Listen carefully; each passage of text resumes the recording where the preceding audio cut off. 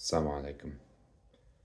Unlike where kids are taught in school, the American Revolution didn't really start in 1775 or 1776.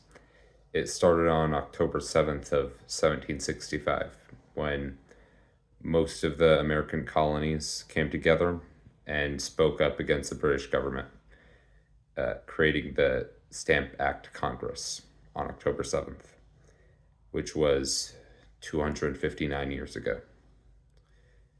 And what are they speaking up against the British for?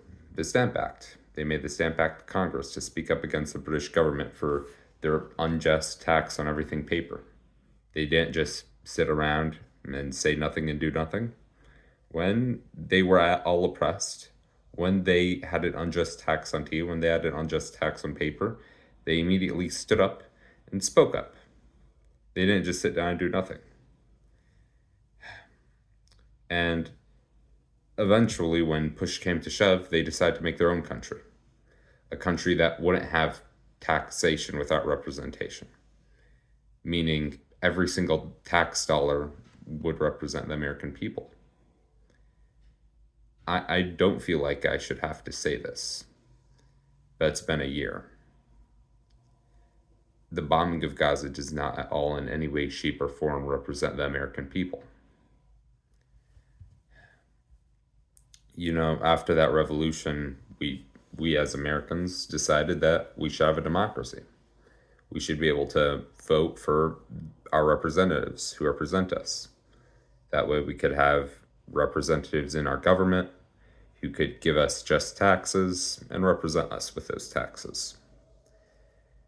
But of course, with the rise of lobbying, our democracy quickly died. When you look at Marianne Adelson giving Trump over $100 million in campaign donations over Trump's support for annexation of the West Bank, when you look at AIPAC spending roughly $15 million to defeat Jamal Bowman, a random congressman who supported Palestine, and something that nobody's been paying attention to on the headlines, Haaretz just reported that the Israeli government told them that the Netanyahu government will not be at all negotiating with either Hamas or Hezbollah for 45 days. They said that on the 22nd of September. 45 days after the 22nd of September is the 6th of November. That's one day after the American presidential election. So our elections don't support us. Our tax dollars that are going to go bomb kids on the other side of the world surely aren't either. So what really was the point? On average, every single year, roughly $2 million dollars that Rockfordians spend in taxes go to the Israeli military. And when you just look at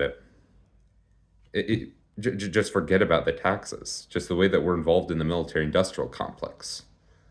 Look at Woodward, aerospace, and the such. And when you look at the over 80 cities across the United States that have called on the United States government to support a ceasefire in the Middle East, just the fact that, not just every city, but just the fact that Rockford isn't on that list isn't just unhumanitarian. It's not just neglectful.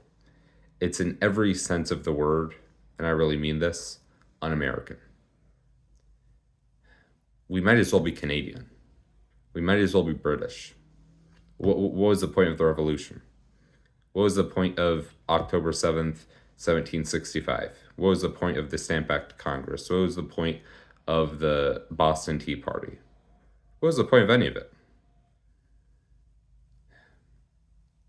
Why do we keep insisting on leaving everything that was once good about America behind while bringing back everything that used to be bad about America?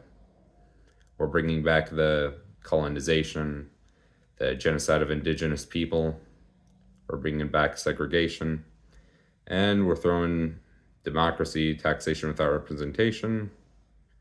No taxation without representation. We're just throwing all that out the window. I mean, why can't we just put the past behind us? Why can't we do what the founding fathers did and stand up and speak up against our leaders who do these unjust things? Why can't we speak up about these horrors that we pay for, that we see with our very eyes? And our First Amendment allows us to do this. Why can't we just do what our First Amendment allows us to do? And people keep saying making America great again. Why can't we just make America America again? So, like,